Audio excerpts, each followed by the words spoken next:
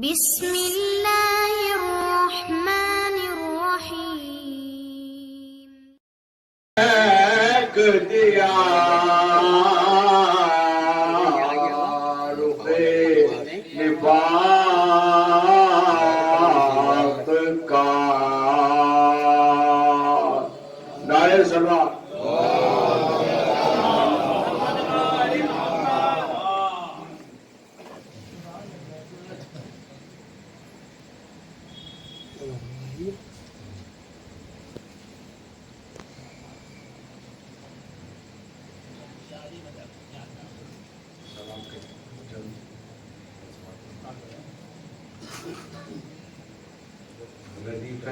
ہاتھ کے ہاتھ کے ہاتھ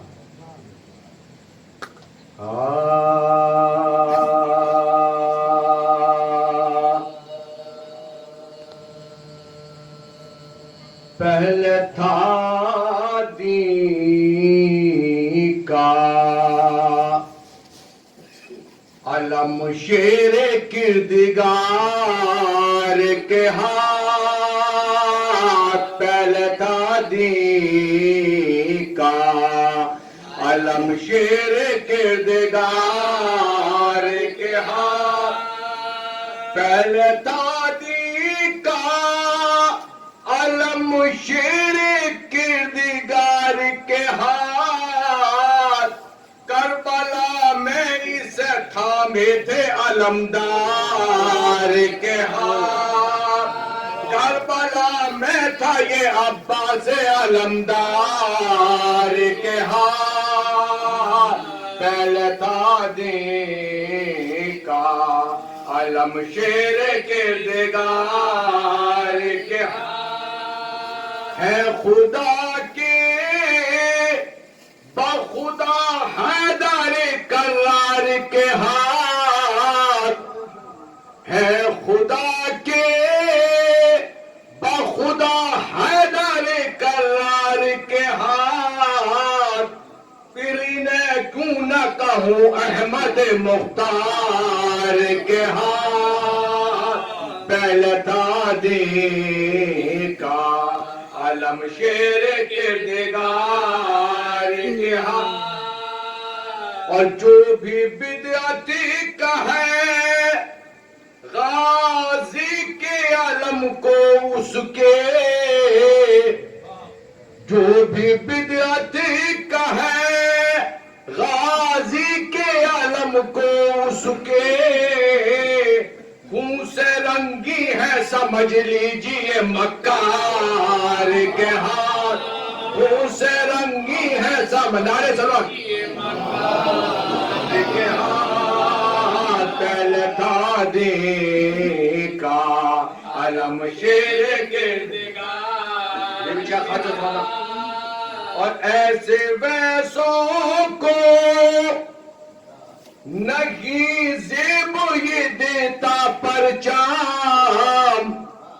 ایسے ویسوں کو نہیں زیب یہ دیتا پرچام. بس اٹھاتے ہیں اسے صاحب کردار کے ہاتھ. بس اٹھاتے ہیں اسے صاحب نعرہ سلوات. پہلے تھا دین کا علم شیر کردگار کے ہاتھ. بولے آدھا کہ یہ واللہ حالی ہے بھاگا. بولے آدھا کہ یہ واللہ حالی ہے بھاگا. دیکھے عباس کے صفی میں جو تلوار کے ہاتھ. دیکھے عباس کے صفی میں جو تلوار کے ہاتھ. پہلے تھا دین کا علم شیر کردگار کے ہاتھ. تاکہ اب کرنا سکے کوئی سوال بیعت. تاکہ اب کرنا سکے کوئی سوال ہیں یوں بیت کے طلبگار کے ہاں چین کاٹے ہیں یوں بیت کے طلبگار کے ہاں پہلے تھا دین کا عالم شیر نعرے سلوات جو کہ میدان سے صدا ملک کے منہ بھاگے ہو جو کہ میدان سے صدا ملک کے منہ بھاگے ہو کیا اٹھائیں گے علم پھر انہیں فرار کے ہاں کیا اٹھائیں گے علم پھر انہیں فرار کے ہاں پہلے تھا دین کا علم شیر گرد شیخ حضرت ہونا کہ فاطمہ خلد سے آتی ہے دعا دیتی ہے فاطمہ خلد سے آتی ہے دعا دیتی ہے ماتم شہم جو اٹھتے ہیں عزادار کے ہاں ماتم شہم جو اٹھتے ہیں نعرے سلام پہلے دین کا علم شیر گردگار پرچم حضرت عباس کی تاثیر ہے یہ پرچم حضرت عباس کی تاثیر ہے یہ چھو نہیں سکتے اسے اب کسی غدار کے ہاتھ چھو نہیں سکتے اب کسی غدار کے ہاتھ پہلے تھا دین کا علم شیر گردگار کے ہاتھ سرنگو ہو نہیں سکتا کبھی دین کا پرچام سرنگو ہو نہیں سکتا کبھی دین کا پرچام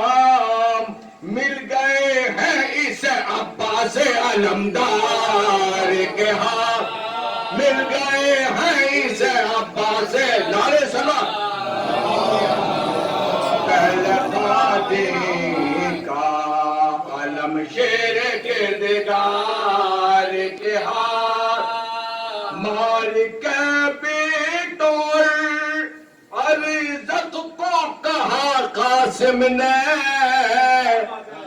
مار کے بیٹور عرضت کو کہا قاسم نے میرے عباس چچا کے ہیں یہ تلوار کے ہاتھ میرے عباس چچا کے ہیں یہ تلوار کے ہاتھ پہلے تھا دین کا علم شیر گردگار کے ہاتھ دیکھ اکبر کو نبی کی شبیہ خالق نے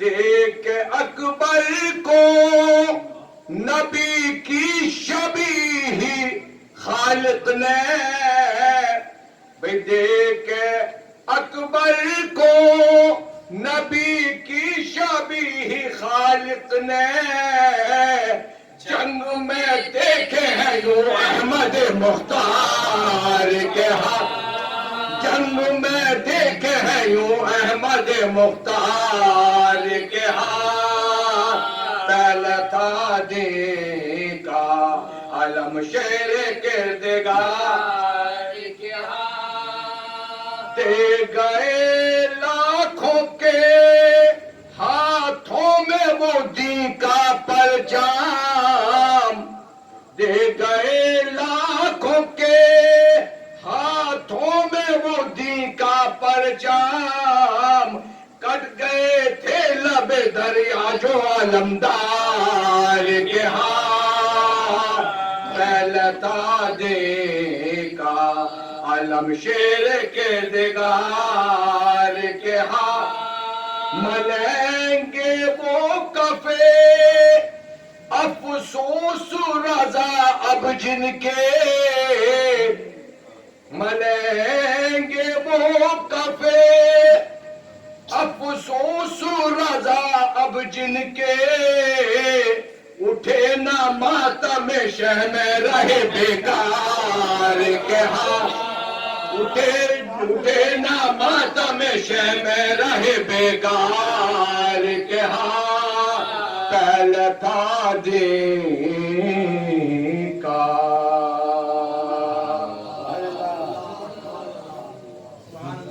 فاتحہ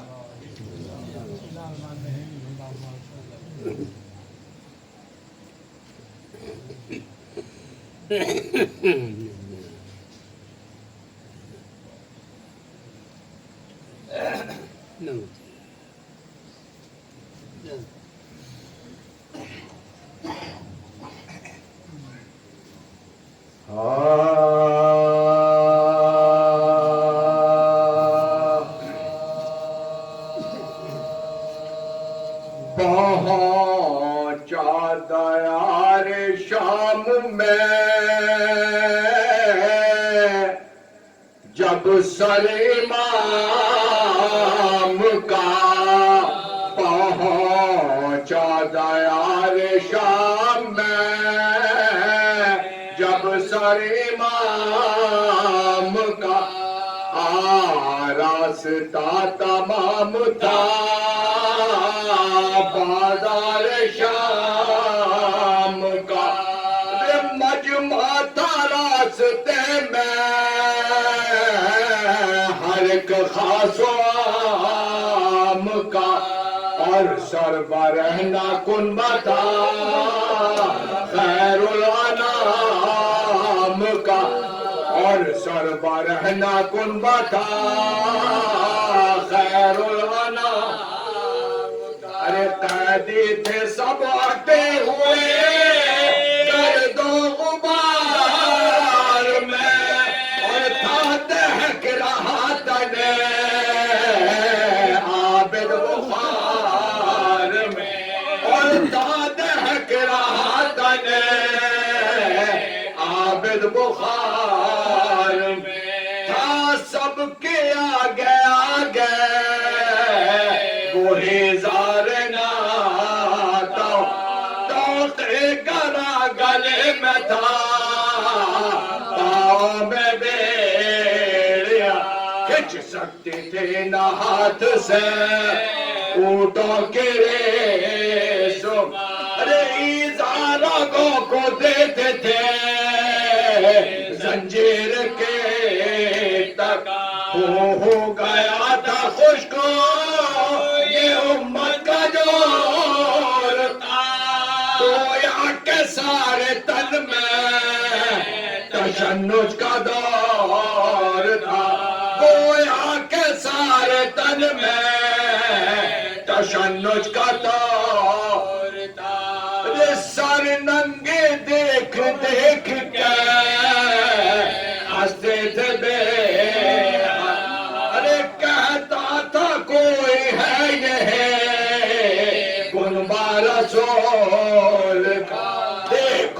سیریے خلف ابن مرتضی دیکھو ہے ایک رات کے بیوہ کا سر کھلا کنگنا بھی ہے بندھا ہوا دست ہی نائم اور بس تارسن بھی ہے اسے نازک کلائم بس تارسن بھی ہے اسے نازک کلائم ارے جس نیزے پہ دھرا تھا سر ابن مرتضی ناگاہ چلتے چلتے وہ راستے میں روگا ہر چند زور کرتا تھا کھولے بے حیا پر ہوتی تھی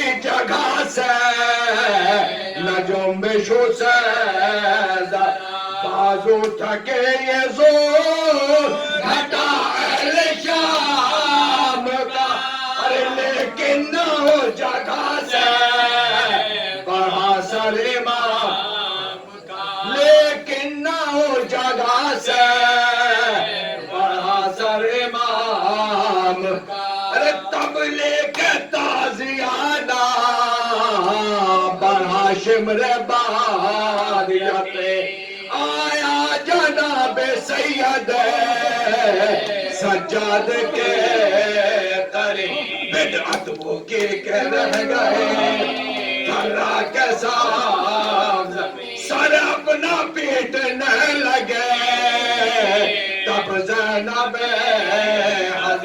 جب خون تازیان میں دیکھا بھرا ہوا کورم اہل بیت نبی میں بپا ہوا کورم اہل بیت نبی میں بپا اس ظلم پر تھا دیکھنا والوں کو بھی ارے نیزے پہ رو رہا تھا سلے شاہ تاج آ کر قریب نیزے کے سجاد بولتا جو میرے بابا آ گئے نہ بڑھنے کا کیا بے کس کو تازیانے یہ آدھا لگاتے ہیں ارے اب مجھ سے تازیانے نہیں کھائے جاتے اب مجھ سے تازیانے نہیں کھائے جاتے اعجاز سے حسین نے اس دم صدائے اشتر سے میری پیارے سکینہ ہے گے بڑی دیکھے کوئی کہاں ہے وہ آغوش کے پری بٹھلاؤ ڈھونڈ کر اسے تم اٹھ پائے ابھی اس واقعے نے راڈو کے دل کو ہلا دیا اشتر سے خود کو بنتے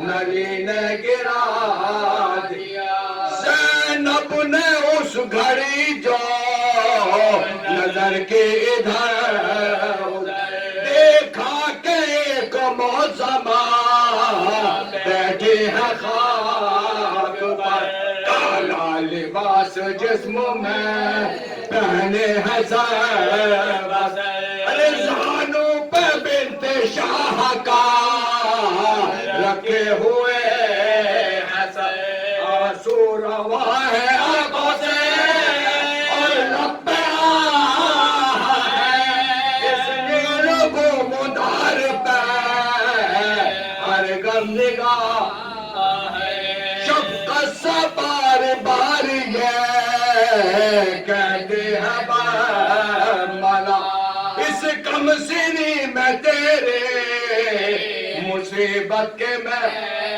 فدا قہر خدا سے شمرے ستمگر نہ کونڈا رے کانوں سے بند چھے لیبا مصیبت کانوں سے بند چھے لیبا مصیبت بے رحم نے یتیم کے دل کو دکھایا ہے بے بے کے خون و کانوں کا گردے پہ آیا ہے فرمایا ان معظمہ نے پھر یہ روشن فرمایا ان معظمہ نے تب روشن پہچانا تو نے مجھ کو نہ اے میرے نور میں وہ ہوں جس کو بعد فنا بھی نہ پایا رضانوں پہ میرے کاٹا گیا ہے سرے رضانوں پہ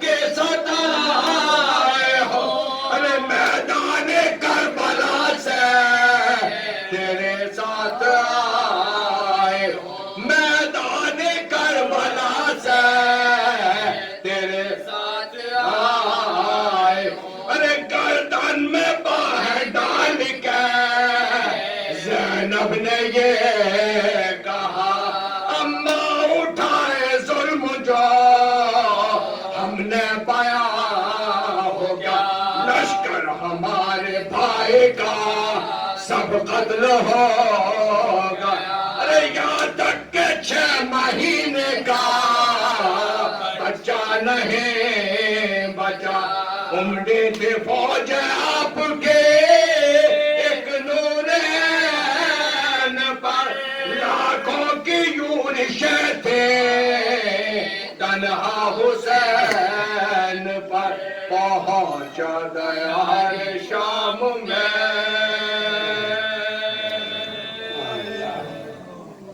پہلے شروع ہوئی کیا نگاہ شروع پہلے بلوائی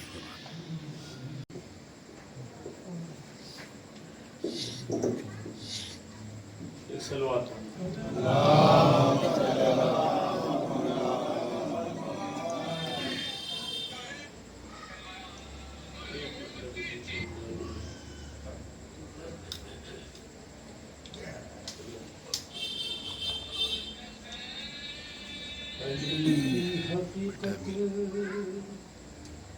علی جانتا ہے علی کی حقیقت علی جانتا ہے نہ آدم نہ یہ آدمی جانتا ہے علی کی حقیقت علی جانتا ہے نہ آدم نہ یہ آدمی جانتا ہے کہاں سے ہے آنا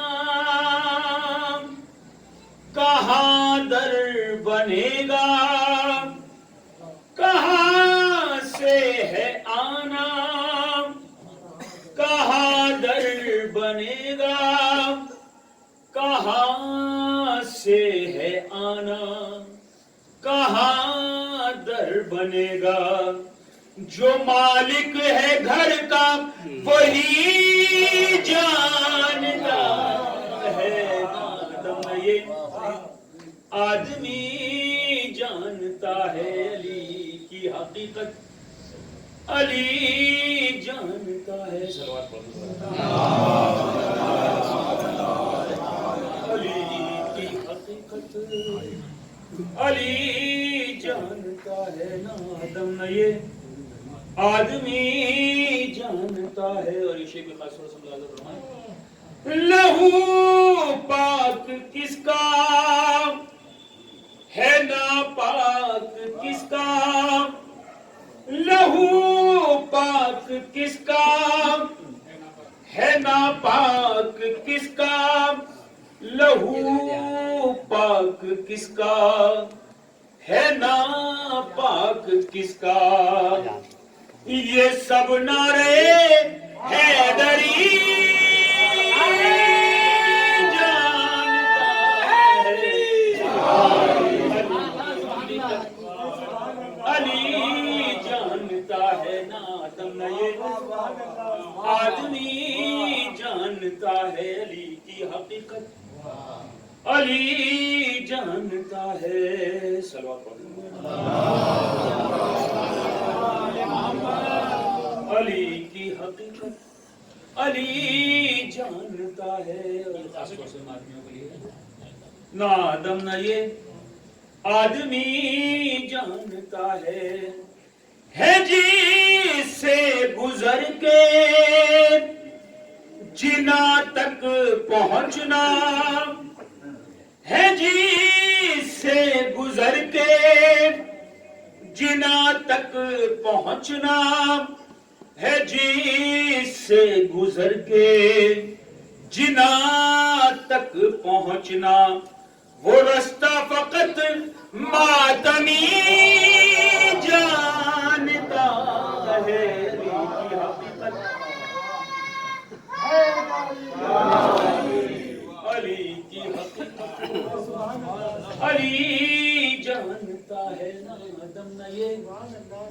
آدمی جانتا ہے.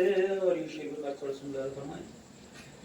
فرشتوں نے روکا جو جنت کے در پر.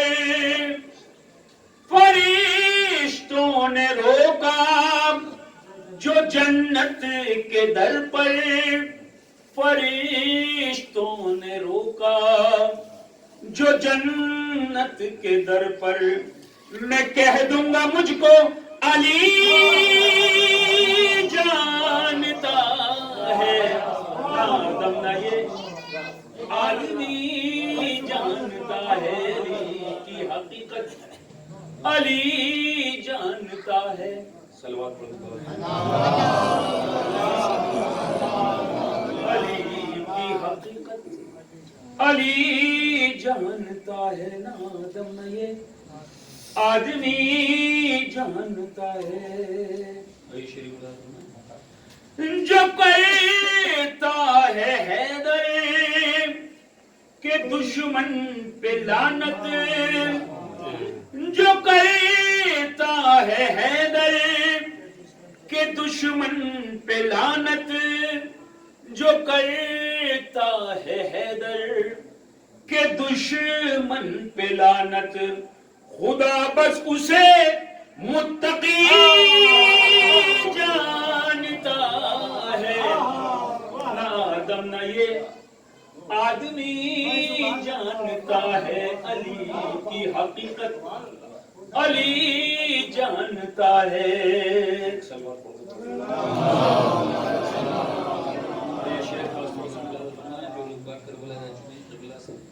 پتا ہے کہ وہاں پر جو جتنے بھی پیغمبر اللہ کو سرمانی میں جو رہتی اور مولا کے سلسلے کی رسالت کے سلسلے سے اسی سلسلے سے ایک شعر ملاحظہ فرمائیں. علی کی حقیقت علی جانتا ہے. نجفی کا جو زائر ہے گمنام کب ہے. نجفی کا جو زائر ہے گمنام کب ہے. نجفی کا جو زائر ہے گمنام کب ہے. اسے کم سے کم ہر نبی جانتا ہے. علی کی حقیقت علی کی حقیقت علی جانتا ہے. نادم نہ یہ آدمی جانتا ہے. نجفی کا جو زائر ہے گمنام کب ہے. نجفی کا جو زائر ہے گمنام کب ہے. نجفی کا جو زائر ہے گمنام کب ہے. اسے کم سے کم ہر نبی جانتا ہے. علی کی حقیقت علی جانتا ہے. علی کی حقیقت علی جانتا ہے. فقط بے خبر ہے علی کی بلا سے. فقط بے خبر ہے علی کی بلا سے.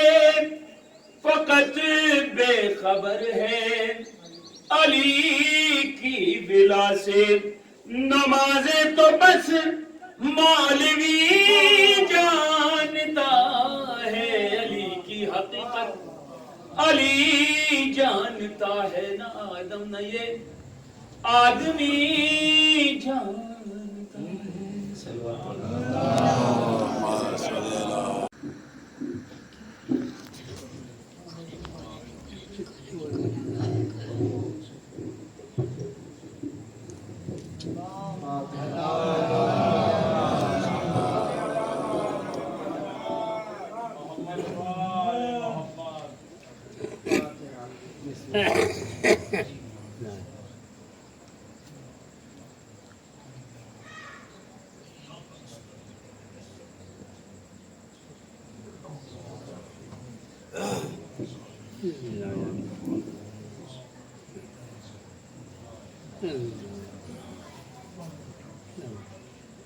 أعوذ بالله من الشيطان اللعين الرجيم. بسم الله الرحمن الرحيم.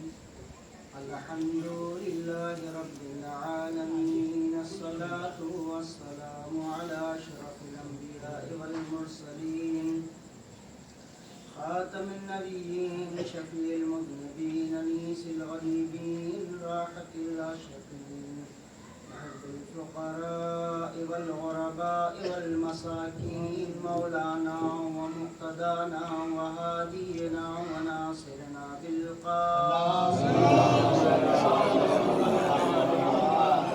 آله الطيبين الطاهرين المعصومين المظلومين ولعنة الله على أعدائهم أجمعين. أما بعد فقد قال الإمام الحسن العسكري عليه السلام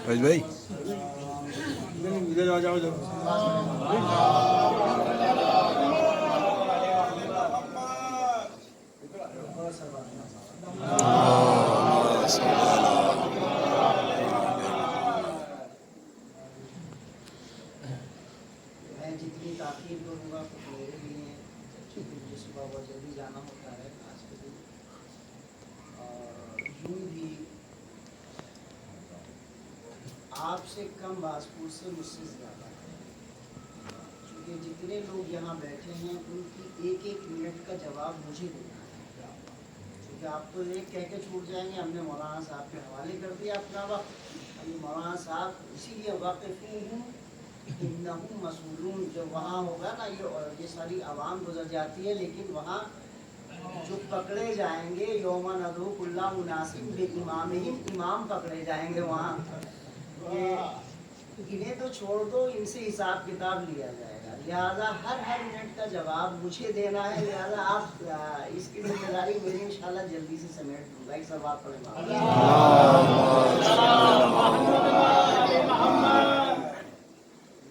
میں نے امام حسن عسکری علیہ السلام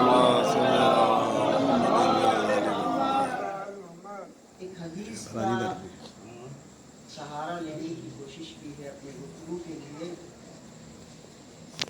کیونکہ کبھی کبھی احادیث کا سمجھنا حالات کے اوپر موقوف ہوتا ہے.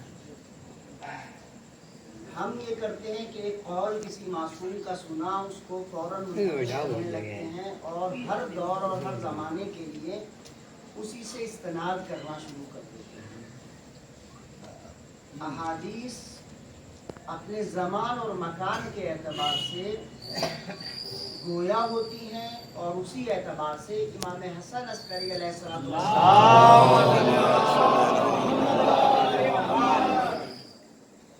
ایک حدیث میں ارشاد فرمایا ہے علامات المومن خمس. مومن کی 5 نشانیاں ہیں.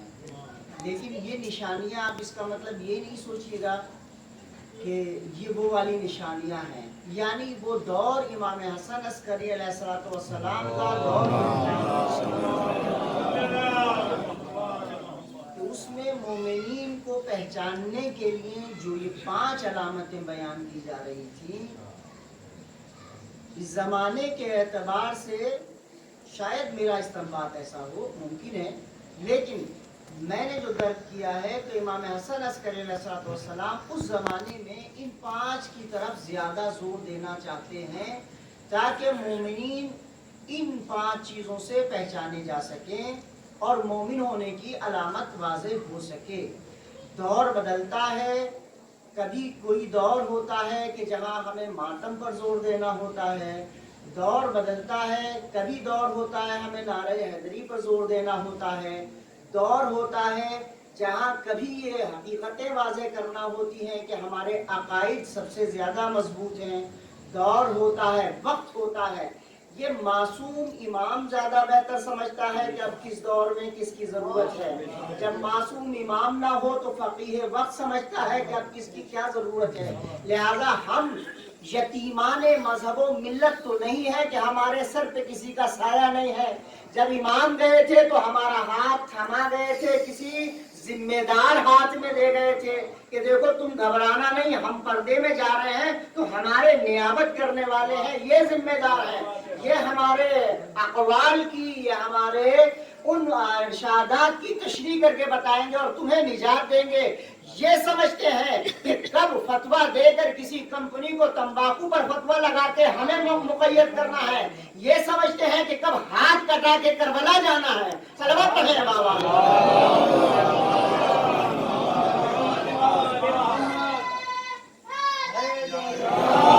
لہذا ہم یتیمان مذہب و ملت نہیں ہیں, ہمارے سر پہ ہمارے وارث موجود ہیں.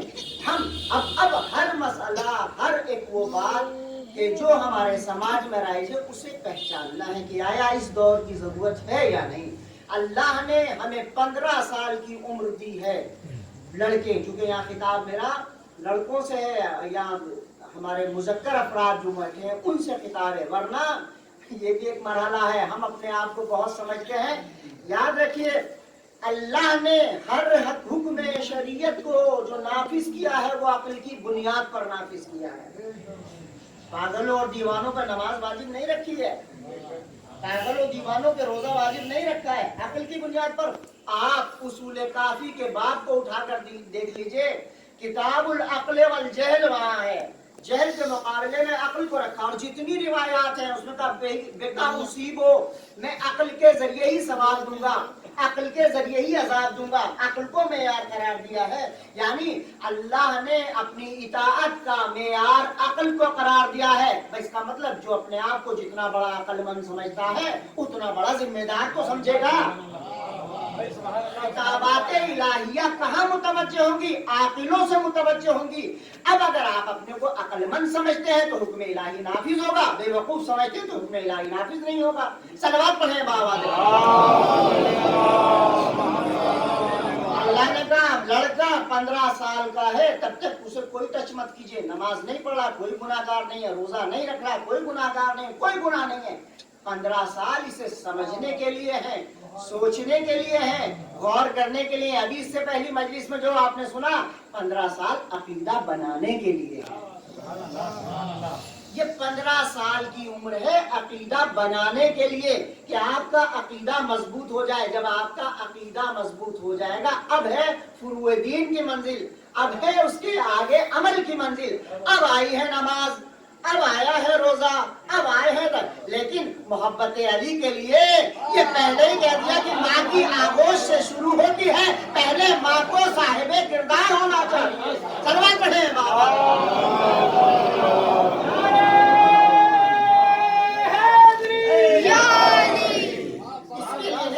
عمر آنی چاہیے کہ نہیں, اس کے لیے یہ ہے کہ پہلے ماں کو صاحب کردار ہونا چاہیے. اگر یہ یہاں کمی رہ گئی تو زندگی بھر اسے پڑھا لیجئے. اب لاکھوں نمازیں پڑھے, لاکھوں سجدے کرے, لاکھوں روزے رکھے, کوئی کام آنے والا نہیں ہے. صلوات پڑھیں. لہٰذا یہ کرنا پڑے گا. یہ کس کی ذمہ داری ہے؟ یہ خود پہلے مرحلے میں پاک غذا کی ضرورت ہے, حلال رزق کی ضرورت ہے. اس لیے کہ وہ اگر میں نام لے لوں کہ جس کے دل میں حرام کی محبت ہو جائے گی, جو حرام لقمے کا عادی ہو جائے گا, علی کا نام اس کی زبان پر آ نہیں سکے گا. ایک ٹیپ ریکارڈ کی شکل میں تو آ سکتا ہے لیکن فائدے مند نہیں ہو سکتا. جیسے ٹیپ ریکارڈ کو نام علی کوئی فائدہ نہیں پہنچا سکتا, ایسے ہی شخص کو نام علی کوئی فائدہ نہیں پہنچا سکتا. اس لیے جب تک غذا پاک و پاکیزہ نہ ہوگی اس وقت تک یہ اثر انداز نہیں ہوگا. اب وہ بات جو کہنے جا رہا تھا وہ یہ, ہم غرور کرتے ہیں, گھمنڈ کرتے ہیں, فخر کرتے ہیں. صاحب عورتوں سے اللہ نے ہمیں مرتبہ زیادہ دیا ہے. ذرا دیکھو تو صحیح, آپ کو کہا 15 سال میں نماز پڑھو, لڑکی سے کہا 9 سال میں نماز پڑھو. سبحان اللہ. آپ سے کہا اس کا مطلب اللہ تو جلدی سے ان کو جو ہے وہ نماز پڑھنے کے لیے, کہا نہیں, میں سمجھتا ہوں کہ مجھے کسے نزدیک بلانا ہے, کسے دور کرنا ہے. ابھی تم کھیل کود میں لپٹے رہو. میں سمجھتا ہوں اساسی ترین جو شے ہے کائنات کو تربیت دینے کے لیے وہ ہے وہ مستور جسے میں نے اپنی رافتوں کا مرکز بنایا، جسے مہربانیوں کا مرکز بنایا، جسے اپنی ان تمام رحمتوں کا مرکز بنایا۔ میں سمجھتا ہوں جب میں نے اسے اتنا اپنے نزدیک رحمتوں کا محور بنایا ہے تو عقل کا محور بھی بناؤں گا۔ اس لیے لڑکی کو 9 سال کی عمر میں بالغ کر کے بتا دیا، تم چاہے اس کی عظمت اتنی گھٹا دو، میری نظر میں اتنی بڑی ہے کہ میں اپنی بارگاہ میں پہلے ہی سے بلاتا ہوں، بعد میں تمہیں بلاتا ہوں۔ سلوات پڑھے ہیں بابا۔ اب سمجھ میں آیا یہ راز، اسے عقل پہلے دے کے، اسے شعور پہلے دے کے یہ بتا دیا، چونکہ یہ ہے باپ تو کتنی دیر کی ذمہ داری لیتا ہے۔ بہت ساری چیزیں مجھے لفظوں میں نہیں کہنی ہیں، دقیقہ بھی بہت بڑا ہوتا ہے، ثانیہ یعنی سیکنڈوں کا معاملہ ہے۔ اتنی دیر میں باپ نے اس امانت الہیہ کو ظرف مادری کی طرف منتقل کر دیا۔ بس اس سے پہلے جو غذا کھائی تھی اس کا اثر تھا جو منتقل ہو رہا ہے، اس سے پہلے جو غذا اتنی سی دیر کا، لیکن پورے 9 مہینے کی مدت کو اس مدت ظرف عصمت کے اندر اور اس نے اپنے خون جگر سے نچوڑ کر جو پلانا ہے، گویا امانت الہیہ کی امین جو قرار پائے گی وہ عورت قرار پائے گی۔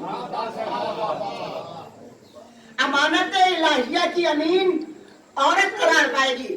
اب اس کا عمل اس کے اوپر زیادہ متاثر کرنے والا ہے۔ وہ میں نے عرض کیا غذا منتقل ہوتی ہے خون کے خلیوں میں، خون تبدیل ہوتا ہے، وہ تمام تبدیل ہونے کے بعد 40 70 یا جتنے قطروں کے بعد ایک قطرہ حیوانی، وہ حیوان مادہ منویہ کی شکل میں منتقل ہو کے تب وہ پھر تقسیم ہوا اتنے اجزاء کے اندر، اور وہ تمام اجزاء میں ایک گارنٹی والا وہ بنا کہ جس سے میرا وجود تشکیل پایا۔ اس ایک امانت کو منتقل کرنے کے لیے باپ نے صرف اور صرف وہ کمانے کھانے اور پینے کے بعد اس کو منتقل تو کر دیا، لیکن دیکھو یہ ظرف امانت جو تھا جس نے اسے سنبھال کے رکھا ہے وہ کیسا تھا، وہ کیسا تھا۔ اللہ نے اسے پہلے عقل دے کے ایک سماج کے اندر شعور دے کے پہلے اس قابل ضمانت دے دی کہ میں پاگلوں کو اپنے منہ نہیں لگاتا ہوں، میں کم سے کم عاقلوں کو اپنے قریب آنے کی اجازت دیتا ہوں۔ تو سمجھو میں نے شعور دے کر اس خاتون کو یہ ذمہ داری دے دیے، تجھے علی کے چاہنے والوں کو پیدا کرنا ہے تو دیکھ تجھے عقل سے مالا مال ہونا پڑے گا۔ صلوات پڑھیں بابا۔ اعلیٰ عزت و احترام دیا، اور یہی اب آپ اس کے بعد جتنی بھی چیزیں سوچ لیجئے، سب سے زیادہ مرتبہ جو نرم دلی کا رحمانیت کا مرکز اور رحم و رحمانیت و مہربانی کی تجلی جو قرار دیا ہے وہ عورت کو دیا ہے۔ کیوں؟ اس لیے کہ پتھریلی زمین میں کاشت نہیں ہوتی، پتھریلی زمینوں میں کاشت نہیں ہوتی، نرم و نازک زمینیں چاہیے تب جا کے نہال پروان چڑھتے ہیں اور ان سے درخت اگتے ہیں، ان پر پھل لائے جاتے ہیں۔ لہذا ضروری ہوا اب اگر آپ پاکیزہ نسل چاہتے ہیں تو عورت کو پڑھانا سکھائیے، عورت کو پڑھنا سکھائیے۔ یہ آج آپ کا ملک نعرہ لگاتا ہے، یہ آج آپ کا ملک نعرہ لگا رہا ہے، کہہ رہا ہے کہ بیٹی بچاؤ بیٹی پڑھاؤ۔ آؤ فاطمہ کے دروازے پہ اس نے کل بتا دیا تھا کہ نہ بیٹی محروم رکھنے کے قابل ہے نہ بیٹی کو مختون رکھنے کے قابل ہے، بلکہ کل قیامت میں سوال کیا جائے گا کہ ای ذنب قتلت، تجھے کس جرم میں قتل کر دیا گیا تھا؟ تجھے ہم نے عظمت یہ دی تھی کہ ہم نے اپنے پیغمبر کو کچھ بیٹا نہیں دیا ہے، جسے نسل چلانے کے لیے دیا، بیٹی دی، اور بیٹی کو ایسا بنا دیا کہ کائنات میں کوثر عطا کر دیا ہے۔ صلوات پڑھیں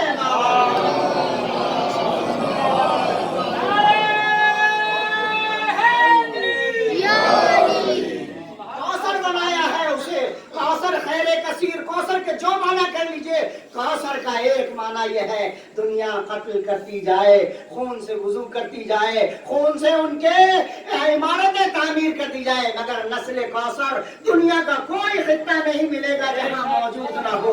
वो नस्ल कौसर मौजूदा बन गई, ज़माने ने कत्ल करके मिटाना चाहा। फातिमा की नस्ल यूं परवान चढ़ी कि दुनिया अबतर होके रह गई, फातिमा कौसर बन गई है। सलवात पढ़े बाबा।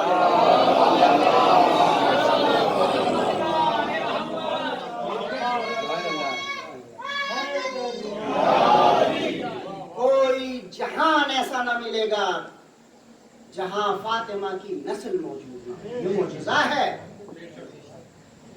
सूरह कौसर को मिटा दो या तो कुरान से, ये एजाज है, सबूत है। हर जगह जहां आबादी है वहां कोई ना कोई नस्ल कौसर से जरूर मौजूद है, चाहे जाहिर बजाहिर हो या पोशीदा शक्ल में हो। लिहाजा हमारी जिम्मेदारी यह है, हम सबसे ज्यादा अपने घर में अपनी बच्चियों का एहतराम करें। वो हमारे लिए मुहतरम है, क्योंकि खुदा की बारगाह में मुहतरम है। इसीलिए अब वो मैं उन तमाम तफसीलात में नहीं जाना चाहता कि बेटा नेमत है और बेटी रहमत है। बेटा नेमत है और बेटी रहमत है। और मुझे अल्लाह मग़फ़रत करे, उनकी खतीब अकबर की बड़ी अच्छी मिसाल याद आ गई है। वो बहुत इस तरह से कहते हैं कि कुदरत का अंदाज देखिए कि अल्लाह ने बेटे को नेमत करार दिया है। उसकी मिसाल है गेहूं के पौधे की तरह, जहां पर उगा वहीं से उसे काट लिया गया और वहीं से उसे साफ करके घर ले गए। लेकिन बेटी की मिसाल है धान के पौधे की तरह कि पहले उसे एक दूसरे खेत में बोया जाता है, वहां से पौध लेके फिर दूसरे खेत में मुंतकिल किया जाता है, फिर वहां जाकर वो फलदार बनती है, वहां से उसके महसूल को लिया जाता है। भाई वो पौधा वाकई खुदा मग़फ़रत करे कितनी बेहतरीन मिसाल दी है। धान के पौधे को, यानी बेटी धान के पौधे की शक्ल है जिसे एक खेत में परवान चढ़ाया जाता है। जब वो उस उम्र को पहुंच जाता है कि अब दूसरे खेत में मुंतकिल किया जाए, तब वहां जाके वो परवान चढ़ता है और फिर उसके अंदर बालियां आती हैं, फिर उसके अंदर चावल आता है, धान आता है, फिर उसे कूट कर वहां से मुंतकिल किया जाता है। अजीजों, कोशिश करो कि ये धान का दरख्त तुम्हारे अपने जो खेत है उसके अंदर इतना सरसब्ज़ शादाब हो जाए, जब दूसरे खेत में मुंतकिल हो तो ऐसा बराबर हो कि पहले वाले किसान की मेहनत को वो किसान याद कर सके कि कितना अच्छा पौधा दिया था। सलवात पढ़े बाबा।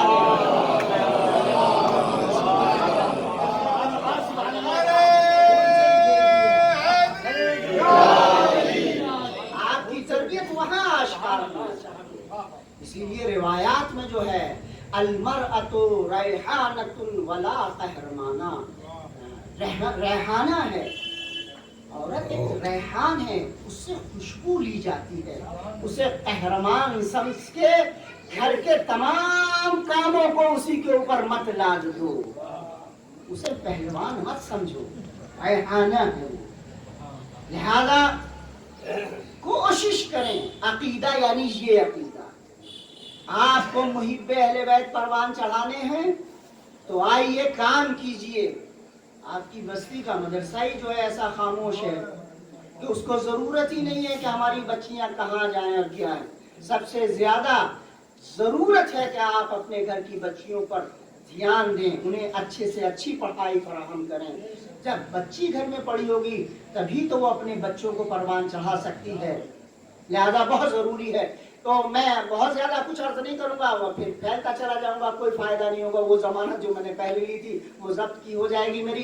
तो मैं अर्ज ये कर रहा था, सबसे ज्यादा जिस पर मेहरबानी खुद रिवायात में है कि अगर घर से कोई चीज लेकर आओ तो देखो बेटियों के हाथ में, बेटियों का दिल नाजुक होता है, بیٹیوں کا دل نازک ہوتا ہے. اور بیچاری کسی نے کہا تھا کہ بیٹیاں تو یہ کہتی ہیں ہمارا اپنا گھر ہی نہیں ہوتا ہے کچھ، اس لیے کہ جب باپ کے گھر ہوتے ہیں تو باپ گھر والے سمجھاتے ہیں کہ تم نے پرائے گھر جانا ہے، جب اس کے گھر منتقل ہو جاتے تو کہتے تو پرائے گھر سے آئی ہے، اب اس کا گھر کہاں ہے بیچاری کا.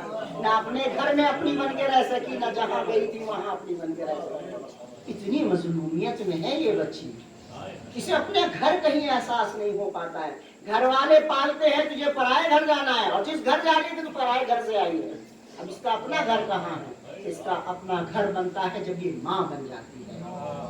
جب یہ ماں بن جاتی ہے، جب اسے کوئی ماں کہنے والا ہوتا ہے، تب اسے احساس ہوتا ہے کہ ہاں اب یہ میرا گھر ہے. یہ چہار دیواری کے اندر یہ عورتیں ہیں جو آپ کو حصارے امنیت عطا کرتی ہیں. دیکھیے 4 رشتے قدرت نے آپ کے لیے بنائے ہیں. ایک ماں کا رشتہ ہے، ایک بہن کا رشتہ ہے، ایک زوجہ کا رشتہ ہے، اور ایک بیٹی کا رشتہ ہے.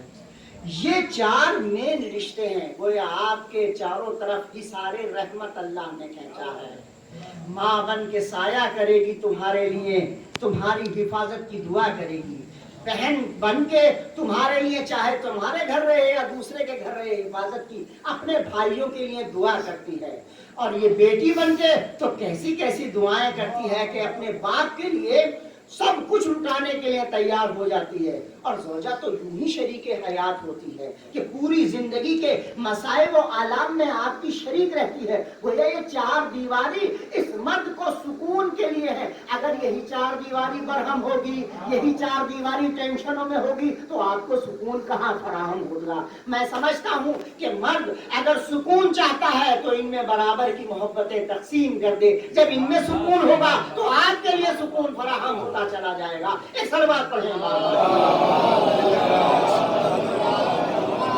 اگر اپنا سکون چاہتے ہیں تو انہیں سکون سے رکھیے. ان میں اگر کوئی بھی بے قرار ہے تو آپ کی بے قراری خود بخود ضمانت بن جاتی ہے اس بات کی کہ آپ بے قرار ہے تو ڈھونڈیے کہ آپ کے گھر میں کوئی ان 4 عناصر میں کوئی بے قرار ضرور ہے. ان بے قراریوں کے نتیجے میں آپ بے قرار ہیں، اس لیے کہ براہ راست ان 4 ہستیوں کا جو آپ کی 4 دیواری بن گئی ہیں آپ کی زندگی سے تعلق ہے.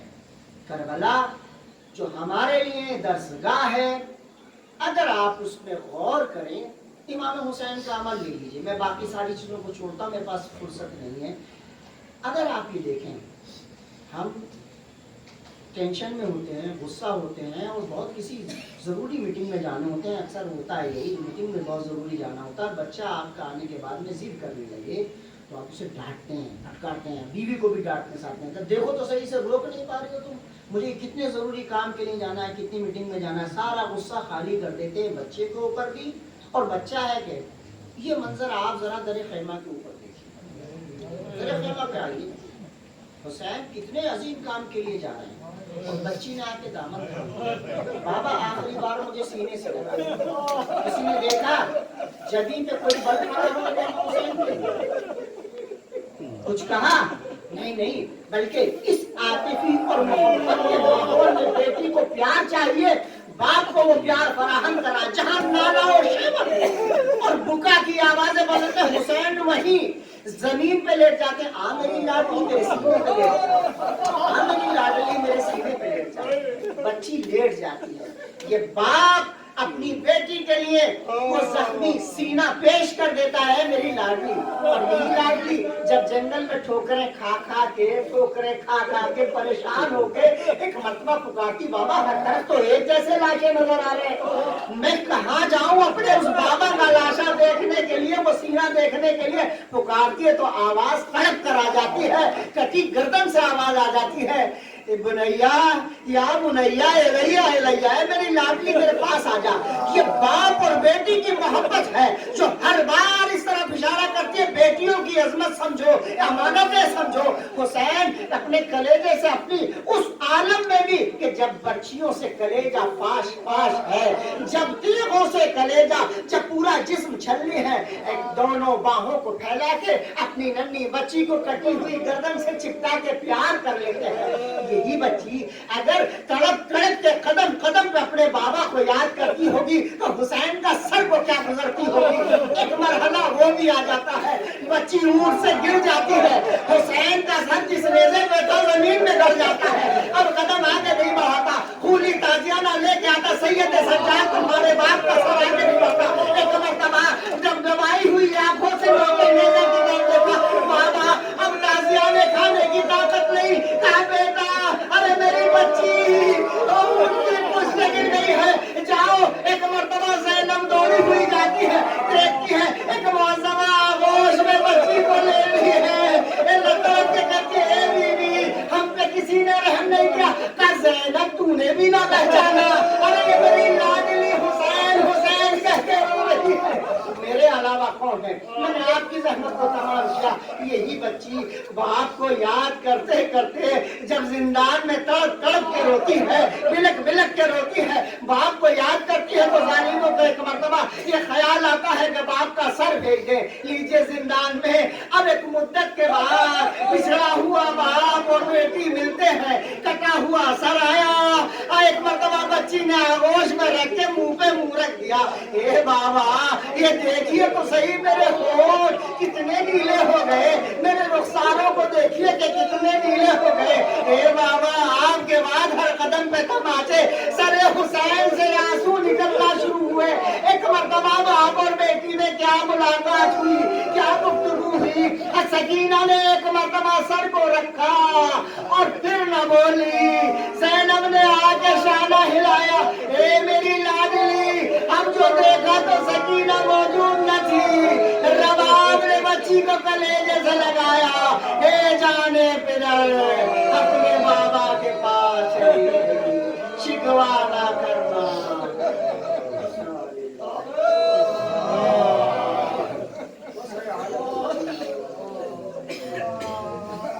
परवरदिगार वास्ता मोहम्मद